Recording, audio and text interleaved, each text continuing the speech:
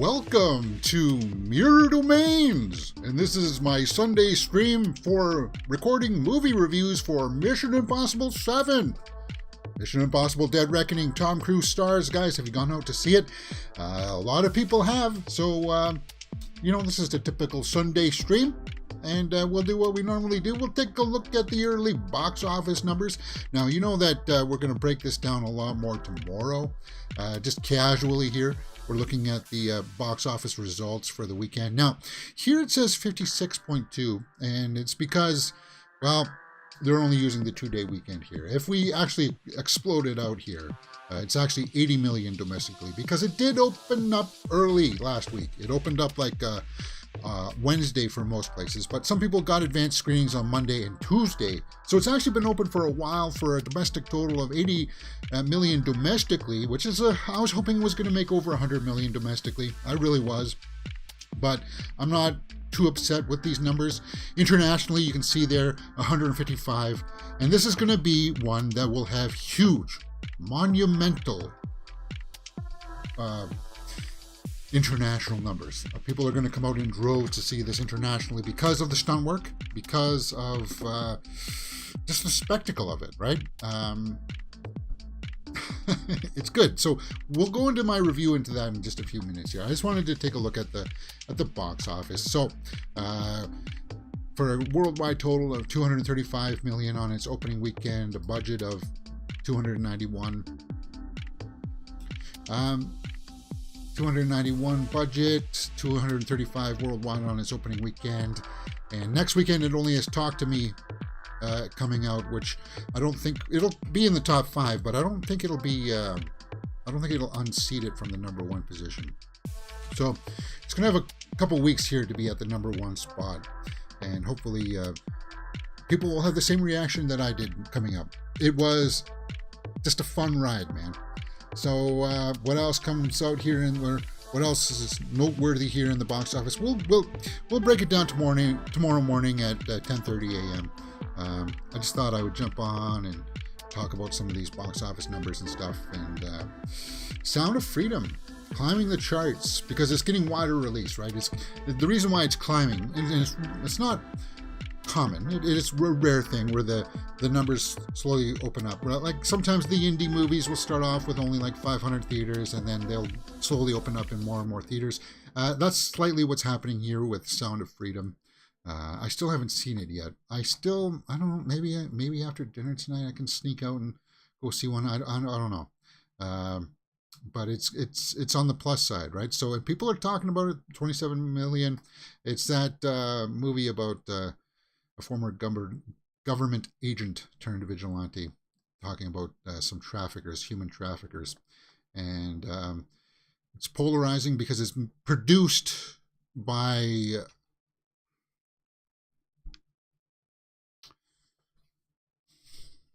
a company that is funded by a certain political view. And their views are very, very, I don't know how to say this. They're right wing. So like on the far, far right. Conspiracy, that kind of stuff. It's like, whatever. And it sucks because I hear the acting is good in it, and it has Mira Sorvino in it. I like it. I like her. So it's kind of like, it's good that it's making money. It's good. But the company, it's, yeah.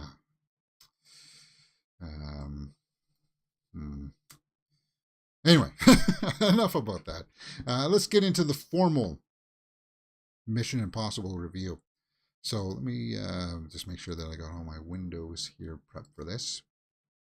And I think we do. So we will be ready for this. Okay.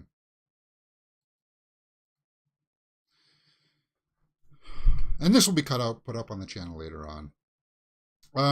We will talk slight spoilers after. So, slight. I mean, it pretty much happened the way that you thought it was going to be happening, right? No big deal. Here we go. Ready? Let's reset. Mission Impossible Dead Reckoning is out this weekend, guys, and did you go out and see it? I sure did. Mission Impossible 7, Mission Impossible Dead Reckoning has by far one of the most ridiculous, most audacious scenes that I've ever seen in a movie for, well, the past couple of years. Oh my God. But I still like this movie. I like this movie a lot. I said go see it in the theater if you can. See it on the biggest screen because the stunt work in this is absolutely spectacular. And Haley Atwell is the standout for me in this movie because she is kind of like holding her own with Tom Cruise holding her own. That image is not what I wanted. So yeah, so the stunt work in this, as I said, it's really them in the car. It's really Tom Cruise driving the car, doing the stunt work, and it pays off in spades. It totally does. It's like you see these action sequences and you're like, all right, maybe some of it's augmented with CGI. Augmented, like they're taking out platforms and stuff and just cables and stuff, but it's actually them doing it, right? And that's worth seeing in the theater because it's kind of like that peril that you get from them actually doing it. You can see it in their eyes, right? And director here, Christopher McQuarrie, does a great job of editing these scenes together and making this thing happen. I said the runtime is it's a touch long, I think, but it comes in at 2 hours and 43 minutes. There's some stuff that maybe could have been trimmed down and you could have had this around the 2:20 mark and it still would have been just fine. But does it end in a cliffhanger? A bit, yes. We know that it's going to be part 1 and part 2. So it's kind of like, is it going to leave you feeling like you're just kind of like, you're leaving me hanging like this? No. It wraps up its storyline within this one in a satisfying way, but it's like there's still, you get left with the feeling that, oh yeah, there's still more to do here. But I feel satisfied with what they did in this one, so I don't mind waiting the extra year or so for this next one to come out, depending on what the writers and the actors strike will impact on this one. So, opening scene. Actually, this movie, I'll tell you, one of my criticisms is that perhaps the opening scene and the opening sequence, because I was like, guys, we're 20 minutes into this movie and now all of a sudden the opening credits come up? Wow. But it's just shot so well. It's just like, you get sucked into it, right? And I think I checked my watch like around the 2 hour mark and I was like, oh, okay. Just to see where we are pacing wise, right? But it wasn't because I was bored. It was just kind of like my mere curiosity. As a movie fan, like you guys are, I just like to track these things and figure out, okay, where are we about now in the storyline? What should be happening? Should we be going into the climax now? That kind of stuff. That's all I was doing when I was checking my watch. But other than that, if you just sit down with your bag of popcorn and it's like, you won't even notice it, man. And it's the cast. The cast in this and the crew really helps this along. Tom Cruise and, of course, his band there of Simon Pegg, Ving Rhames is in this as well, and Rebecca Ferguson is back in this. Good work from them, too. You're like on pins and needles with some of them at some points because it's like, which one of these, are you going to actually try to kill one of them? Oh my God, it's like that, right? But as I said, Haley Atwell as Grace stands out. Pom Klementieff Mantis as Paris, also really good. Shea Wiggum as Briggs in this. You're like, is this guy a bad guy? Is he a good guy? Who is this guy? And he's chasing Ethan, obviously, and it's kind of like, should you trust him? And I like his story arc in this one too. He's got some laughs. Actually, it's kind of it does have those moments in it where if you're watching over the full theater, it does have some laughs in it that I was kind of like, okay, you're getting reactions out of people here for stuff that I didn't think that wasn't going to happen, but it is. And it's just fun, man. You can tell that they had fun on shooting this. The chemistry is the cast, overall cast, from like the villains, Vanessa Kirby, Esai Morales, Henry Cerny back as Kittredge. Cary Elwes is in this. It's kind of like, it's just like familiar faces, and you're just like sucked into the tapestry, if you will, of what Mission Impossible Dead Reckoning Part 1 is.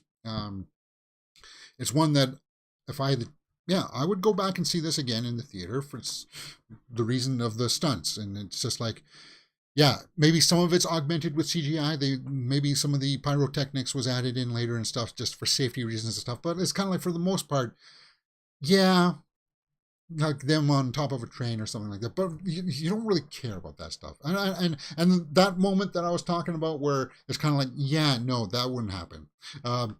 That's later on in the film, and it doesn't have anything to do with CGI. It's a plot point. It's a device, a plot device that makes you go, you didn't properly establish that. You hint at it being able to do that, but we needed a demonstration of like a foreshadowing of this happening, so that when this big thing happens, you're like, oh, okay, I believe it. But when it happens towards the end of the movie, I was like, I audibly in the theater went, no, that would not happen. And in no world and no chance, that would never, ever, ever, ever happen. It would be like a 0.0000003% chance that would happen. And to put your faith in that is like, it wouldn't happen. So we'll talk about that in spoilers here in just a few minutes. I'll let you know what moment that was. But for the most part, guys, as I said, and my straight out of the theater reaction for this, I like this movie. Yeah, the stunt work in this is great. The pacing, Tom Cruise delivers, and oddly enough, there's some tender moments in this. It's kind of like, it's got you thinking like, yeah, any of these characters may not make it, and it's going to impact Ethan. Tom Cruise, he carries those scenes. There's a lot of Tom Cruise running scenes in this one, so if you like Tom Cruise hauling butt, then you're going to see a lot of that in this. But overall, guys, it was just a real pleasurable experience in the theater. Let's go over to the tomato meter, see what people are saying. 96 by critics, 94 by the audience. So it's dropped just a touch by the audience. I think it was like 95 on Friday. So, yeah. Is it a 9.5 out of 10? That's what I'm going to be posing to myself here. Is it a 9.5 out of 10? Due to the runtime, I don't think it is. And yes, I have to dock it for that one scene that's like, no, that won't happen. Anyway, we'll talk about that in just a few minutes. I know I'm teasing it a little too much. But here we go. Let's take a look at some of the snapshot reviews. Chicago Reader. The fun comes in the execution. Identities are assumed, masks are worn and revealed, and the question of what is real and what is fake and what to do with that information creates a steady sense of engagement. Relentlessness of this order ought to be chilling. So, not so. Instead, we are stirred and amused by preternatural sight? Preternatural sight? Men as little machines? What? Preternatural? I don't know what the heck that word. What are you doing, man? Some people just like to fill it up with like word salads. Yeah, stinging with stunts. Let's take a look if we can see some bad ones here, just to see if we can agree with some of the criticisms. Cruise's latest slice of intercontinental intrigue will have you experiencing deja vu all over again, not only because it trots out the oft-filmed scenarios, but because he stopped doing the very thing that kept the franchise on his toes. What? He stopped doing it? There was definitely a lot of international intrigue. The stunts were all there, so what are you talking about, man? I don't understand. National Review says, reducing cinema to gimmicky sensationalism is regressive, especially when Macquarie's repetitive is this witlessly conventional. Not very poignant there, is he? Yeah. When the reviews are like 9.5 and stuff, there's not a whole lot of point in reading a lot of the good ones, because you know it's going to be the same thing. It was a spectacle. It was big. It was relentless. It was worth seeing on the big screen, and I agree with all that stuff. So it's just kind of, I'm looking for the bad ones to contrast our favorable reviews. With a thin plot filled out by half-an-hour chase sequences, the film is 163 minutes long. Even at the press screening, people were checking their phones. So yeah, it is. I understand the criticism that 2 hours and 43 minutes for this type of movie is a bit long, especially knowing that it's going to be like the first part of a two-part mini series, kind of like. I can understand that, and I can totally understand that. Maybe though, like as I said, the first 20 minutes of it, it's like The Empty Man. It's kind of like, wait a minute, we just watched 20 minutes of this movie, and now we're going to get it to the opening credits. It's like, whoa, okay. Could that stuff have been tightened up? Maybe. But the opening sequence was trying to establish the villain of this movie, which I don't know. I don't know if it's going to pay off in the conclusion of what they're setting up. Because basically, if you don't know, guys, let's see what the synopsis says there on IMDb. Ethan Hunt and his IMF team must track down a dangerous weapon before it falls into the wrong hands. That's kind of vague. Basically, it's kind of like an AI system. And that's not far of a stretch kind of thing, right? It's kind of like Skynet. It's very Terminator-esque in the beginning. Because you are going to have like a faceless villain, it did work in one scene where they're in kind of like a party sequence, and I could understand this when like Ethan was kind of like, you understand what's happening here, right? It's afraid, and that came through. So there was a little bit of menace, but the kind of thing that I'm talking about here is that I don't know if that's going to pay off when that entity gets its comeuppance kind of thing, right? It's not going to be like a person going, oh no. It's just going to be kind of like, it's going to be kind of like turning the lights off. How's that? Isn't that exciting? Isn't that a great conclusion? No, it's not. Well, we'll see. I'm sure that they're going to have, they have it in the back of their mind is what part 2 is going to be and how it's going to wrap up. I have faith in them. So what would I rate this overall Mission Impossible Dead Reckoning? As I said, I can't give it quite as high as the critics and audience at the 96 and 94, but I would have to give it a measured 8.5 out of 10. So far, it's probably is it the best movie that I've seen in... yes, it is. It is the best movie that I've seen in July. And I've seen 5 now. No, 4. 4. I've seen Insidious, Red Door, Joyride, Bird Box Barcelona, and Mission Impossible Dead Reckoning. So it's only 4. But we still got a lot. We're only halfway through the month, guys. We still got like another 4 movies coming up before the end of the month that we can check out and add to the pantheon. But right now it's sitting at the number 1 spot. And a lot of that, as I said, has to do with Tom Cruise, the cast. And for me, I'm a huge Haley Atwell fan. Every time that I saw her on the screen, I was just like, she's one of the most beautiful women on this planet, man. Stunt work, as I said. Is he really hanging there off a cliff? Could the background be volume? Maybe. But at least you know that he's really hanging off something, right? They have to have safety harnesses in on this stuff kind of thing, right? You know that they're rotoscoping out stuff. That's fine. That doesn't detract from this at all, and it'll just keep you enthralled. It'll keep you enthralled, looking like this. You're hanging onto the edge of your seats, and I can't wait to see how this wraps up. And I'm really happy with Grace as the addition to this cast. Overall, a great experience. 8.5 out of 10. So, guys, it did come in at number 1 in the box office. So its opening weekend numbers was 235 worldwide, 80 million domestically. So it's going to make its money back. It's going to be a profitable movie. I was hoping that it would be $1 billion film. It's got a ways to go for that. I guess nothing is going to beat Super Mario this year, man. I thought this was going to be a contender. But as I said, it's going to have a couple of weeks here, and good positive word of mouth will make you go out and hopefully check out the new Mission Impossible Dead Reckoning. All right, guys, that's my review. If you like what you've seen, hit that thumbs up button, subscribe, and I'll see you next time on Mirror Domains.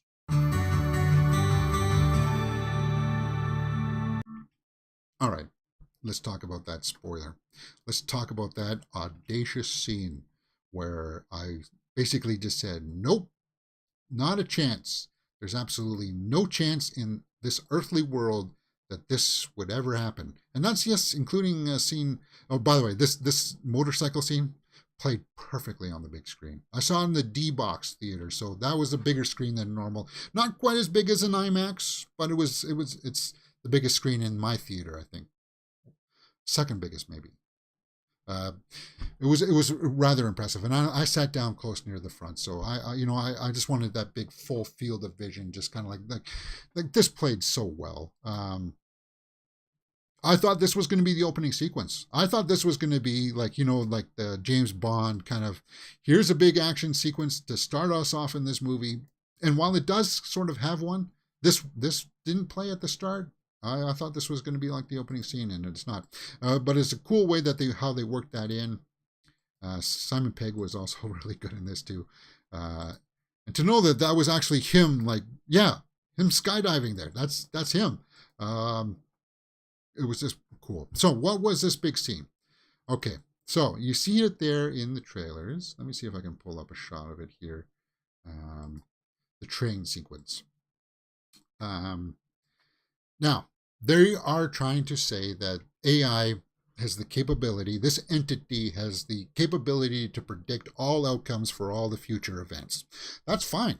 I agree with that. Yes, a computer could probably do that. To map out exactly, to tell somebody what to do by syncing a clock on their wristwatch was not set up in the film earlier, that it would be like... Basically, the bad guy, the human bad guy in this, is looking at his wristwatch on top of the train, and is like counting down, and at a certain point, he just falls back off the train, and he lands down in the back of a truck that's got like crash mats, and it's like, no, not a chance. And what did I hear Angry Joe say in his review? It got comic book-ish there towards the end, where even Tom Cruise comes flying in off from his parachute that we see. He jumps off the cliff to land on top of the train, but he comes in just at the right moment. It's like that. Too much of that stuff happened. It just happened at the exact moment that it needed to. And I said, I alluded to this in my review, that would have been fine if you established earlier that the computer could do that, right? Could direct someone to the very finite and exacting nature that it would be for somebody to get up on top of a moving train, get in a fist fight with somebody, time it out for all of the punches and all of the strangleholds that people would be in, all the stop or I'll shoot moments and how long somebody would be standing there, to time all that out exactly for someone to go, by the way, I got 2 seconds, 1, 2, and I'm going to jump off now and land nicely into a comfortable back of a truck. No, it's the most ridiculous thing. It comes as close as a CGI car driving down a dam. It's on that level. But because I enjoyed the rest of the movie, I let it pass. And yes, that moment trumps anything that's ridiculous in Fast 10. It does. It's kind of like, as I said, it would have been fine if they'd established somewhere along the lines that the entity could do that. It was doing stuff like shadowing somebody, like erasing somebody's presence, like the human character. It was doing a good job of getting rid of like that, like his where he was walking and stuff like that. But that's not good enough. That's not good enough to show something like that exacting, that you would be able to fight somebody on, like it would time out that much time. I'll say, well, you're going to fight for 40 seconds here on top of the roof based on his strength or the punches that he's going to throw. And we're going to gamble that he doesn't kill you. And if he doesn't do all that stuff, then maybe at this exact time you can look on your, I'll count down your watch and you'll jump off and you'll land on the back. That's like, no, no. Uh, yeah. And it's by far one of the most ridiculous scenes that I've seen in years. Um, but as I said, it's overshadowed by the stunt work and the rest of the cast and crew in this movie. So that's just basically my only criticism of it. Haley Atwell is just gorgeous in this. Rebecca Ferguson, Pom Clemente, I'm just like, wow. And I can't wait to see what they do with Pom Clemente if they're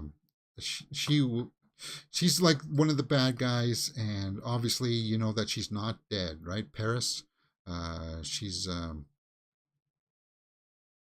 I guess gonna make a switch to the good guy team. I don't know, because at the end she Ving Rhames comes in and says, "Oh, we got a pulse. She's got a pulse." So it's kind of like she's gonna be part of the team going forward. That's fine with me. Tragically, though, Rebecca Ferguson will not be part. That one kind of sort of got spoiled to me by some fan that left a comment in one of the sections of my videos last week, and I wish that they didn't. So I was sort of pseudo expecting it, but it played well. Wait a minute, she's in Silo? Oh man, I need to subscribe to Apple Plus. Maybe that's right. Oh my God. Anyway, I love Rebecca Ferguson. Um, she's fantastic, and she was fantastic in this Dead Reckoning as well.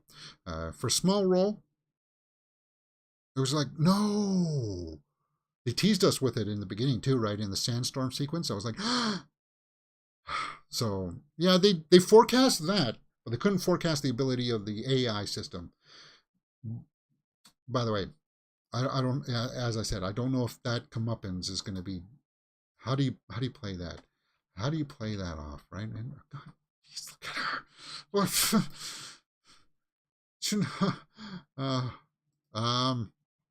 Yeah. We'll have to see. Vanessa Kirby was good, and knowing like I was looking at her in this movie, I was like looking at it from the angle that maybe she's our new Sue Storm in the MCU, and I was like, yeah, I could see her as Sue Storm. That would, but she was good in this movie. Camera likes her. She plays kind of like a dual role in this one too. So that was cool too. All right, guys, that's it for me. I don't really have that much more on tap for today, so we'll leave it there. Hit that thumbs up button, subscribe.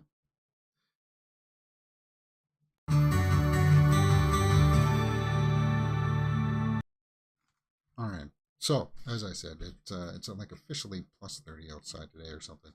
I didn't want to be on for too long right now this afternoon. It's hot. Let's go. And plus, there's not a whole lot of movie news out right now because of the strike that was confirmed on Friday. So the actors' strike is on, and that means that like no actors can promote movies and go to junkets and stuff like that. So it's going to be an interesting week when Barbenheimer comes out. Some people at Wimbledon, it looks like. Jonathan Bailey, Ariana Grande was there. Andrew Garfield.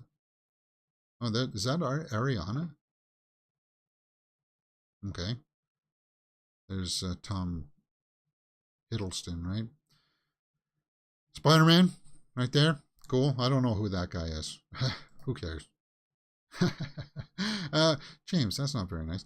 Jane Birkin passed away. 76. Olivia Wilde and Mark Ruffalo at the SAG strike. Olivia Wilde. Yep. People out in force.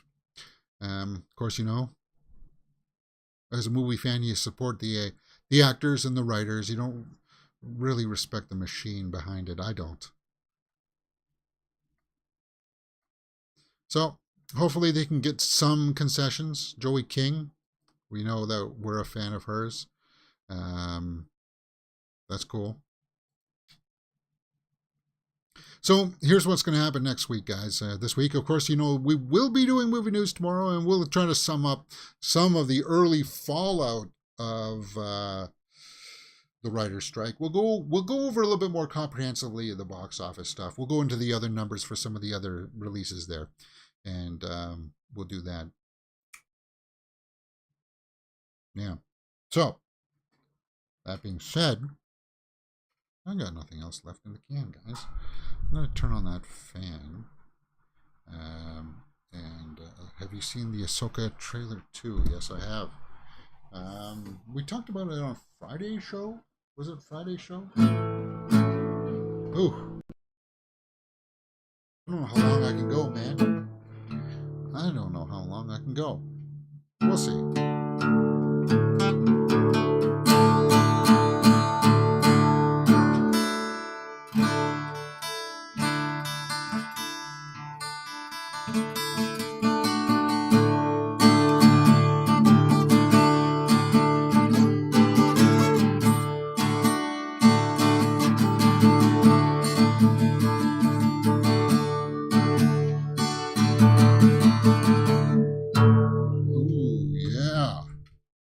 Oh, yeah.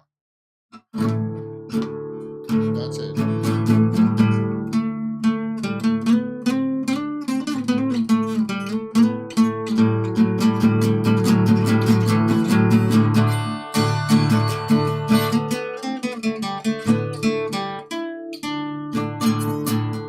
I don't know what I'm doing. Oh, yes. Let's just talk about the buzz. Let's talk about this. Feel like it's doing something alright. It's doing something alright. Yes. Oh, yeah.